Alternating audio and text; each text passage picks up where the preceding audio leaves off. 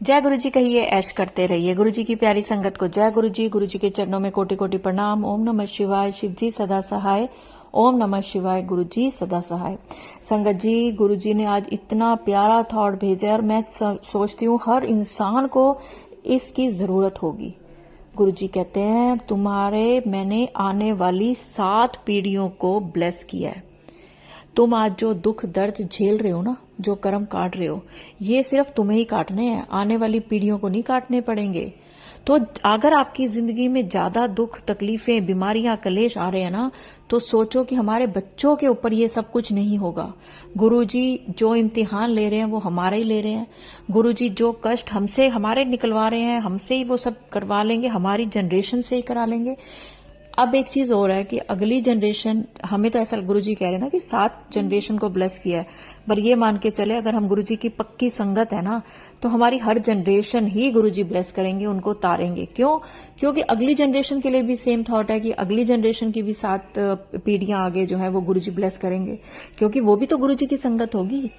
तो इस तरह से गुरुजी ने आज 7 पीढ़ियों को नहीं, बल्कि हमारे आने वाले हर बच्चे को गुरुजी ब्लेस कर रहे हैं, हर पीढ़ी को ब्लेस कर रहे हैं। हमारे साथ जो गुरुजी की संगत है उसके साथ जुड़े हुए हर परिवार को ब्लेस कर रहे हैं। क्योंकि जब आप जिस परिवार से जुड़ते हैं, आपके बच्चे, आपकी बेटियां, बेटे, तो वो परिवार भी अपना हो जाता है। तो गुरुजी सबको ब्लेस कर रहे हैं। तो चलिए संगत जी, उसके लिए आपको करना क्या पड़ेगा? देखिए, अगर गुरुजी हमें इतना ब्लेस कर रहे हैं तो कुछ तो हमें भी गुरुजी के लिए करना पड़ेगा। तो आप सबको किसी भी दिन पूरी छूट है आपको, हफ्ते में 1 दिन और 1 ही बार गुरुजी का कड़ा प्रसाद बना के सबको खिलाना है।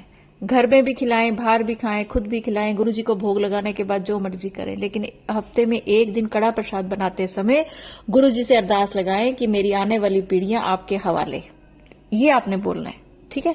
तो चलिए असंगत जी, मैं शुक्राना सत्संग सुनाने से पहले आपको आज एक बात बताती हूँ, पर उससे पहले अगर आप मेरे चैनल पे नए हैं तो चैनल को सब्सक्राइब जरूर करें, आगे बेल आइकन उसको दबाएं और वीडियो को ज्यादा से ज्यादा शेयर करें, लाइक करें, कमेंट्स में अपने दिल की बात करें। और अगर आप भी अपना शुक्राना सत्संग मेरे साथ शेयर करना चाहते हैं तो स्क्रीन पर चल रहे नंबर पे करें, मैं उसको जरूर शेयर करूंगी।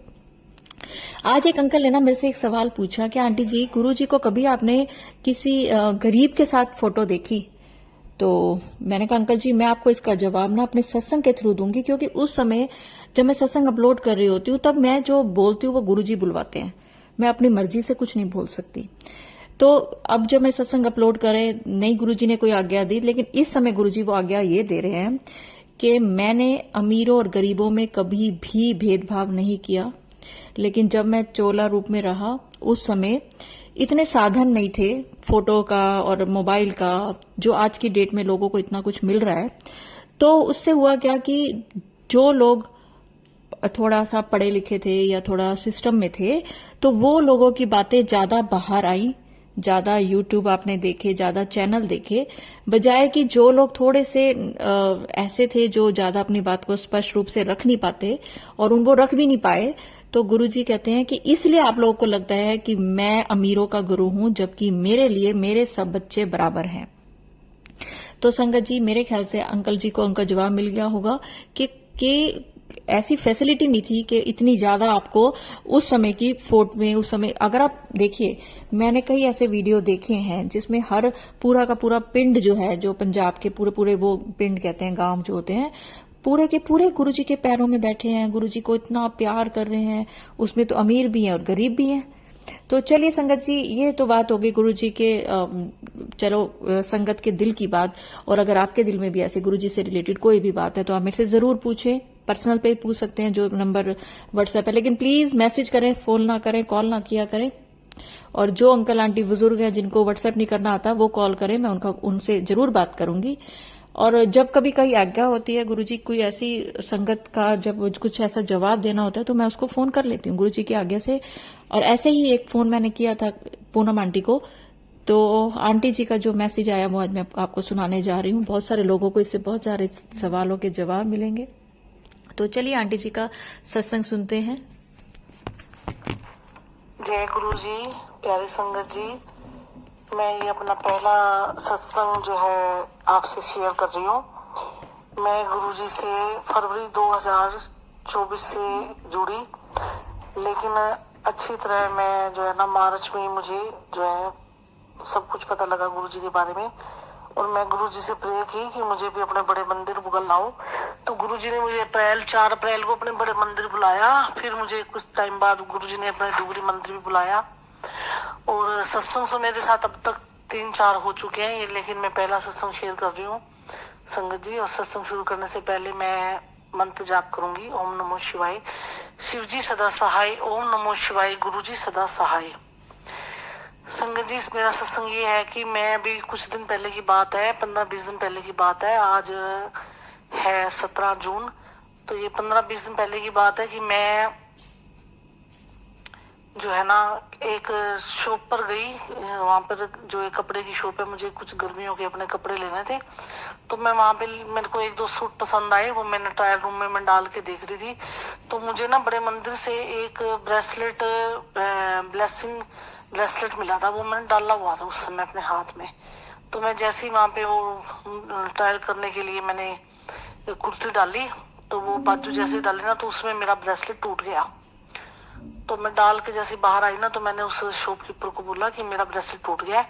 और उसके जो मोती वगैरह थे ना, जो गुरुजी का स्वरूप था, वो बाजू के अंदर ही था। तो उन्होंने मेरी हेल्प की और वो मेरा मतलब ब्रेसलेट के मोती और स्वरूप निकाला, और मुझे एक पॉलिथीन छोटा सा दिया, पैकिंग पेपर, मैंने उसमें डाला और मैं उसको फिर घर ले आई। अगले दिन ना मैंने किसी सुनारे से ना उसको बता के भी इस तरह ना इसको जोड़ दे, उसका पक्का बना के ना उसने उसको जोड़ दिया, और उसने मेरे से 100 रुपीज लिए। मैंने उसको 100 रुपीज भी दे दिए। तो इस बात को फिर 15-20 दिन हो गए थे। तो एक दिन ना किसी का सत्संग आ रहा था, मैंने फोन पे सत्संग सुना कि भाई कोई अंकल जी थे, वो बोल रहे थे कि मेरे से ना गुरुजी का स्वरूप टूट गया है, तो आंटी जी मैं क्या करूं। वो दीपा आंटी जी को बता रहे थे। तो भाई आप मेरे को गुरुजी से बताओ। गुरुजी ने उनको फिर जवाब दिया, दीपा आंटी उनको जवाब दे रहे थे आगे से कि आपके ऊपर ना कोई कष्ट आने वाला था, और वो गुरुजी ने अपने ऊपर ले लिया। तो भी ऐसे ऐसे उन्होंने उनको सारा समझाया। तो इतने में ना मैंने वो सत्संग सुन रही थी, तो मेरे माइंड में भी आ गई एकदम से बात कि मेरा भी ब्रेसलेट टूटा था। तो भी मैं भी आंटी को ना, मैंने फिर दीपा आंटी को ना मैंने मैसेज किया, वो इस एसएमएस डाला कि दीपा आंटी मेरा भी ऐसे ऐसे ब्रेसलेट टूटा है, एक शोरूम में ट्रायल रूम में मैं मतलब सूट चेंज कर रही थी, वहां पे डाल के देख रही थी। तो ऐसे ऐसे बात है। दीपा आंटी का ना कोई जवाब नहीं आ रहा था, पूरा 1 दिन और 1 रात होगी उनका कोई जवाब नहीं आया। मैंने उनको रिक्वेस्ट करी कि मुझे रिप्लाई दो। तो नेक्स्ट डे दीपा आंटी जी का ना मेरे पास कॉल आया, कहते मैं आपको ना व्हाट्सएप पे रिप्लाई इसलिए नहीं कर रही थी कि बात आपसे लंबी करनी थी। तो उन्होंने मुझे कहा कि आपका ब्रेसलेट जहाँ टूटा था आप वहां जानते हो उस शॉप को। मैं कहा हाँ मैं जानती हूँ, उसके मालिक को जानते हो। मैं हाँ मैं जानती हूँ। कहती गुरुजी का आदेश है कि गुरुजी उनकी शॉप पर रुकना चाहते थे, उनके पास जाना चाहते थे, उनको अपने संगत बनाना चाहते हैं, और आप जाओ वहां पे और उनको जो है ना स्वरूप प्रिंट निकाल के ना फोन में से किसी भी गुरुजी का स्वरूप उनको दे के आओ। अगर वो ओनर 1% नहीं लेते तो आप उनका जो हेल्पर था, लड़का जो आपको सूट दिखा रहा था, आप उनको दे आना। तो ये गुरुजी की ने उन्होंने कहा, दीपा आंटी ने मुझे, कि ये गुरुजी ने आपको सेवा दी है, आप ये सेवा करो। तो मैं उसी दिन शाम को, शनिवार था, तो उसी दिन मैं शाम को अपने फोन में से 2 प्रिंट आउट निकाले गुरुजी के। मैंने 2 ही निकाले। मैंने कहा मैं उस जो हेल्पर है उसको भी दूंगी और जो ओनर है उसको भी दे दूंगी। तो मैंने उन दोनों को जाके दे दिए, और ओनर तो मुझे मिले नहीं, हेल्पर मुझे मिले।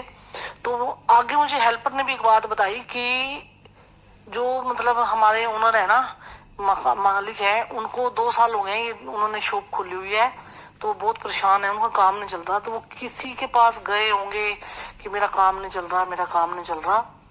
तो उन्होंने कहा कि आप ना कोई गुरु धारण कर लो, कोई गुरु बना लो और उनका मंत्र जाप वगैरह करो, आपका काम चल जाएगा।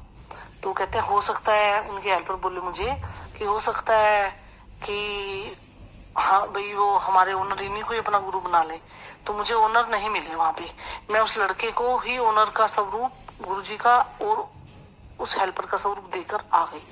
उस हेल्पर का स्वरूप देकर आ गई और उनको थोड़ा बहुत समझा के आई सारा। वो कहते नहीं हम जानते हैं गुरुजी के बारे में और मैं अपने उसको दूंगा।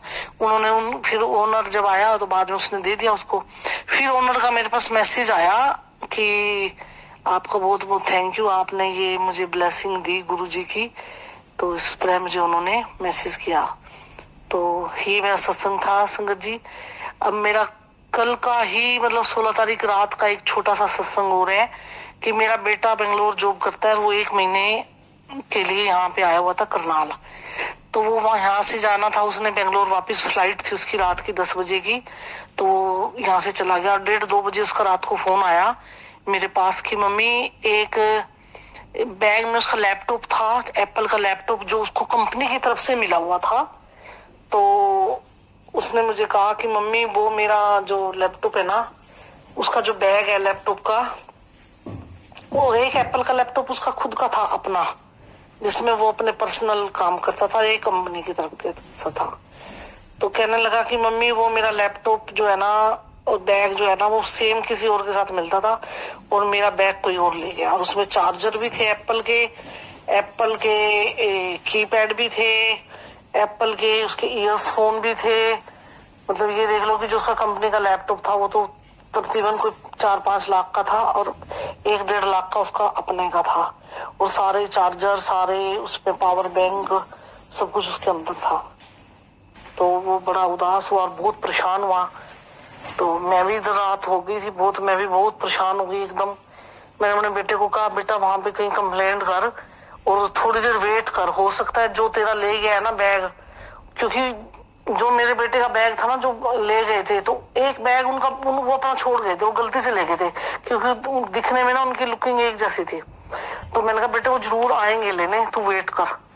और मैं गुरु के सिमरन में बैठ गई और मैंने बहुत जाप किया, गुरु जी से अरदास करी, प्रार्थना करी कि गुरु जी बहुत भारी नुकसान हो जाएगा बच्चे का।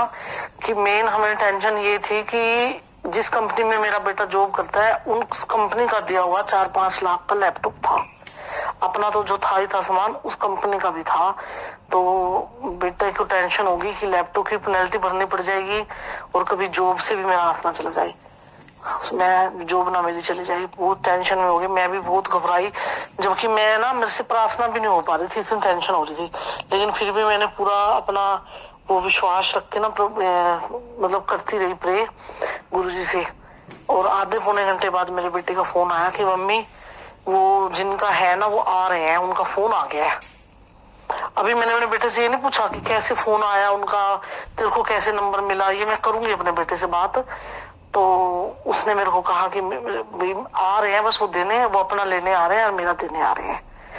और तो गुरुजी का लाख लाख करोड़ करोड़ शुक्राना, जो गुरुजी याद करते ही सबके काम बना देते हैं, सबके काम बनाते हैं। सिर्फ एक बार गुरुजी को ना सच्चे मन से याद करो, बस सबके काम बनते हैं। मैं ये पूरे विश्वास के साथ कहती हूँ। पहले मैं माफी मांगती हूँ गुरुजी से, मेरे को भी नहीं होता था। जब मैं वीडियो देखती थी ना बहुत पहले 2023 में कि शायद वर्षा हो रही है, मैं कहा नहीं ये कलयुग है, ऐसे कभी हो सकता है गुरुजी शायद वर्षा कर देंगे, ऐसे नहीं हो सकता कभी भी। तो मैं वीडियो को स्किप कर देती थी। तो इसके लिए मैं गुरुजी माफी चाहती हूँ। बाकी मैं सारी संगत को यही कहूंगी कि गुरु को दिल से याद करें, दिल से उनका शुक्राना करें, दिल से उनका मंत्र जाप करें, तो गुरुजी जरूर सुनते हैं, जरूर सुनते हैं, जरूर सुनते हैं। इसी के साथ ही मैं अपनी वाणी को विराम दूंगी। मंत्र जाप का उच्चारण करके मैं सत्संग को समाप्त करूंगी। ओम नमः शिवाय, शिवजी सदा सहाय। ओम नमः शिवाय, गुरुजी सदा सहाय। बहुत ही प्यारा शुक्राना सत्संग था आंटी जी आपका। और अब एक गुरुजी की आज्ञा आपने और माननी है। शुक्राना के तौर पे आपने गुरुजी को कड़ा प्रसाद का भोग लगाना है और साथ में चाय पिलाना ना भूलें जिसमें इलायची और सौंफ डाला हो। अदरक बेशक रहने दें, गर्मी बहुत है। तो चलिए संगत जी, मैं अपनी वाणी को यही विराम दूंगी। अगर मेरे से सत्संग अपलोड करने में कोई भी गलती होगी हो तो गुरुजी मुझे माफ करें। तो मंत्र जाप के साथ हम इस सत्संग को विराम देंगे और मैं चाहूंगी आप सब मेरे साथ एक बार जरूर बोलें, ओम नमः शिवाय, शिवजी सदा सहाय। ओम नमः शिवाय, गुरुजी सदा सहाय। जय गुरुजी, शुक्राना गुरुजी।